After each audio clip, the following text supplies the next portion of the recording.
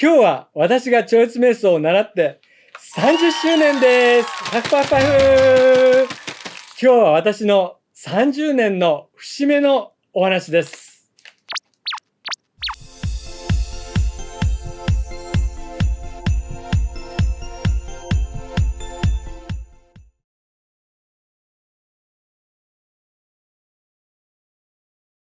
こんにちは。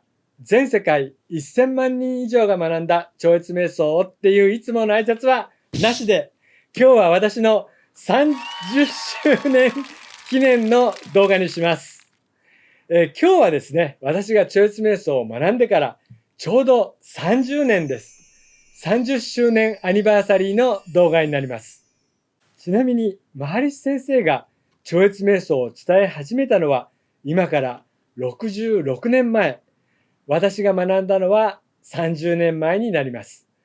それは忘れもしない1993年7月30日。いや、すいません。忘れてました。最近知って、やべえ、アニバだと思いました。それなので、ちょっと急に動画撮影をしちゃったりしてます。瞑想を習ってからは、1日も欠かさずに瞑想をしています。1日2回なんですが、どうしてもできなかった時が1、2回あったので、実習率としては 99.99999% ぐらいでしょうか。多分、超越瞑想を学ばれた方で 100% 近い実習率の方はあまりいない気がします。教師の方々はもちろん 100% だと思います。瞑想が好きな人たちですからね。私は普段は1日2回20分を必ずやれとは言っていません。忙しかったり、他に楽しいことがあれば、無理をしない方がいいと思います。私の場合は、超越瞑想さえやっておけば、だんだんと人生が良くなっていくと思っていて、日々の何かよりも将来のための貯金のような感じで続けています。疲れた時には瞑想しないとエネルギーが切れると思う時もありますし、瞑想自体はとても良いので続いているというのはあります。それで今年の7月30日が30周年なんですが、実は超越瞑想を学ぼうと思ったのはそれよりも半年ぐらい前です。雑誌で超越瞑想を知って習いたいと思ったのがその時ですね。しかしお金がなかったので半年間貯金をしました。確か当時は1人6万円でした。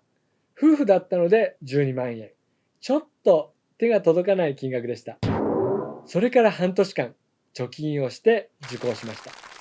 受講すると当然ですが貯金がゼロに戻ります。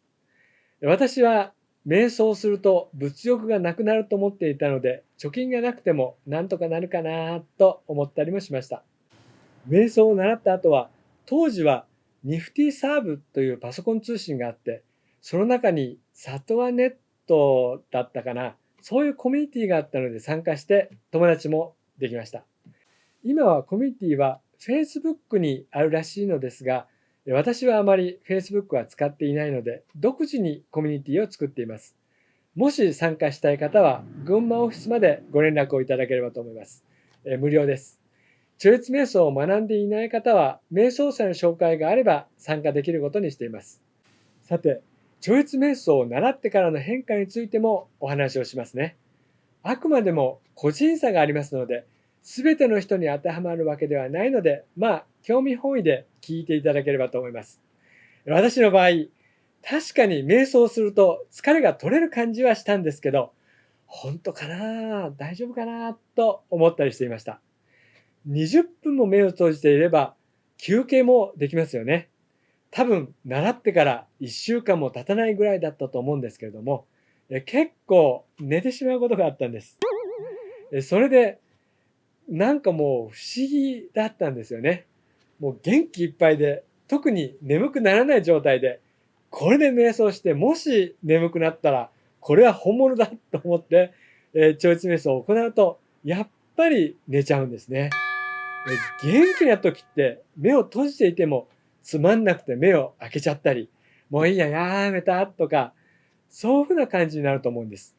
ところが、20分後には寝ているという不思議な感じがありましたね。寝たからいいとか、そういうのとは全く違うんですけど、こういう瞑想のやり方や体験については、超越瞑想の教師に直接聞いてみていただければと思います。体験っていうのは人によっていろいろです。寝ない人ももちろんいます。これは本当に私だけの話として聞いていただければと思います。そして超越瞑想の効果について私が、これは効果があるなと思ったことがあるので、その話もします。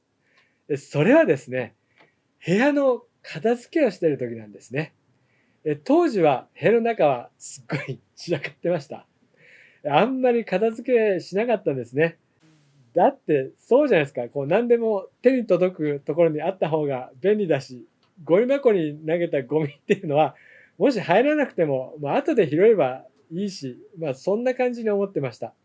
でもある日、部屋を片付けていた自分に気がつきました。あれこれって瞑想の効果かなって思ったんですね。どういうことかというと、部屋の片付けって疲れているとついつい後回しにしてしまいます。それと頭の中が忙しかったり、ごちゃごちゃしていると、片付けは後でいいやっていうことになってしまいます。